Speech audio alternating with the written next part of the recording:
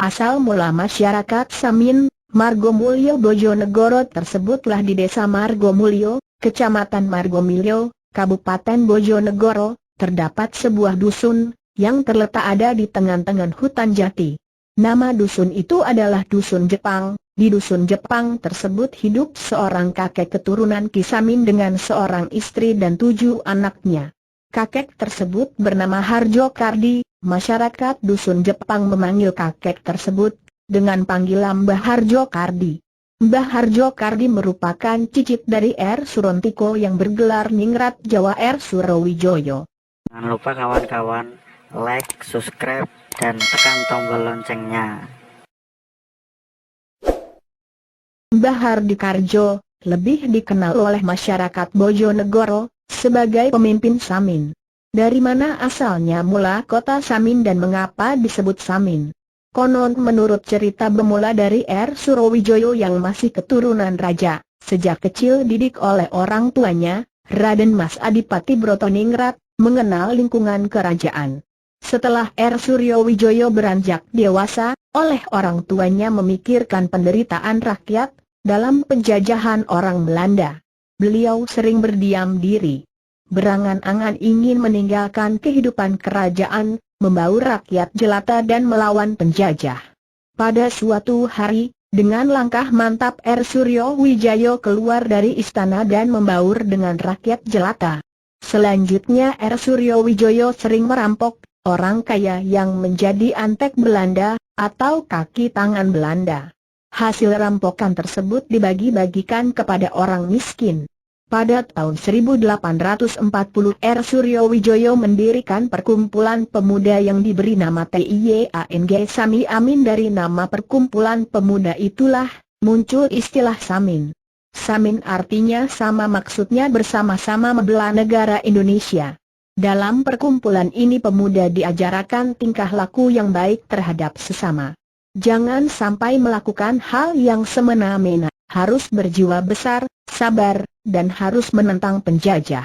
Hal serupa diajarkan kepada anak cucunya dan juga memberi pesan kepada anak cucunya yang ada di mana saja untuk menolak membayar pajak kepada penjajah. Oleh karena itu pada masa penjajahan Belanda, anak cucu R. Surowijoyo menolak membayar pajak kepada Belanda. Tujuan menolak pajak sebenarnya adalah perang yang tidak dapat diistilahkan jalan masuk air, sebab perang tidak menggunakan senjata, harus sabar tapi pasti. Oleh karena itu dalam melawan Belanda dapat disebut siret atau sepi. Dengan adanya hal tersebut penjajah mengadakan keturunan R. Surowijoyo adalah orang-orang yang dablek atau susah diatur. Sejak itulah nama Samin menjadi terkenal. Sebab meskipun kelompok Samin perampok, tetapi bila dirasakan betul ajarannya baik. Dikatakan baik karena di samping suka menolong orang miskin juga tegas menentang penjajah. R. Surowijoyo memperluas daerah kekuasaannya, akhirnya sampailah di daerah Bojonegoro, mulai dari Kecamatan Kanor, terus meluas sampailah perbatasan Provinsi Jawa Timur Jawa Tengah, yaitu antara Dusun Jepang yang ada di Kecamatan Margomulyo, Kabupaten Bojonegoro dan Desa Pelosok Kabupaten Blora. Di daerah perbatasan Bojonegoro Blora itulah putra R. Surowijoyo yang bernama R. Kohar menginjak dewasa. R. Kohar memakai sebutan Samin Surowijoyo atau Samin Anom.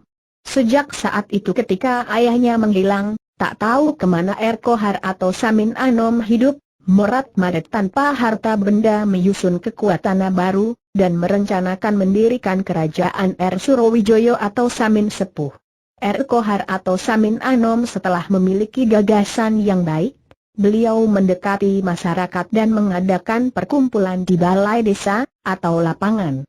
Dalam perkumpulan itu beliau berpidato sebagai berikut.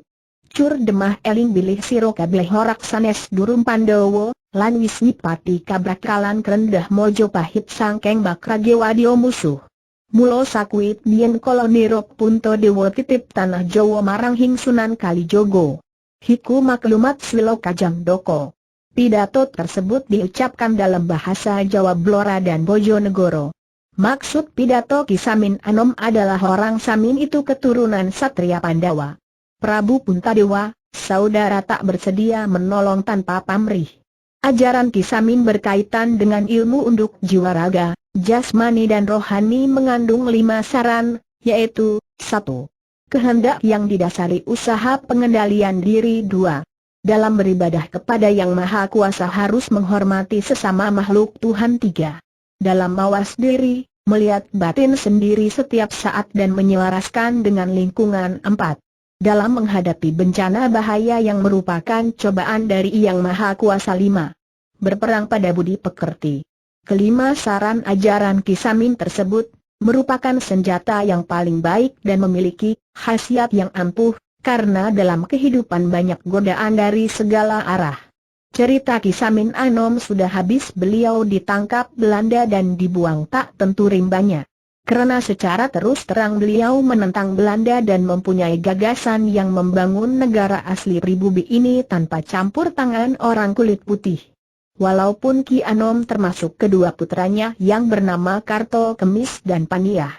Sebelum Ki Samin Anom ditangkap Belanda, putrinya yang bernama Paniah dinikahkan dengan Surokidin dan mempunyai 9 putra.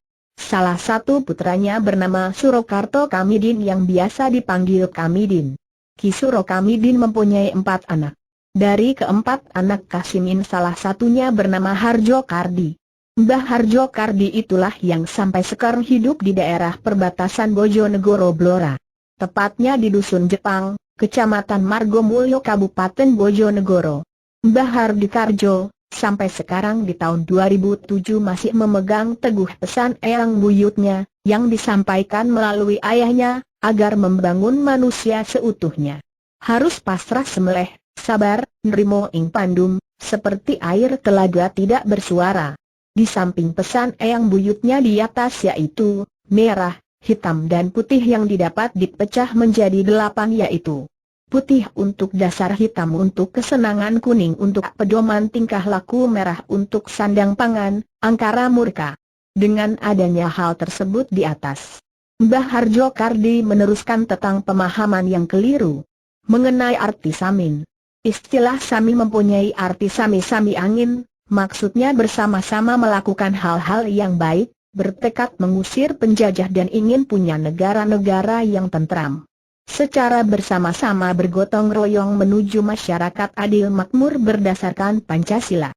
Walau demikian, sekarang masih banyak orang yang beranggapan salah masyarakat Samin sebagai suku di belakang yang terisolir dan susah diatur. Mohon dihapus karena tidak sesuai dengan keadaan sebenarnya, kata Mbah Harjo Kardi, pemimpin masyarakat Samin yang ada di Bojonegoro. Cerita ini didapat dari situs website ayobojonegoro.blogspot.com.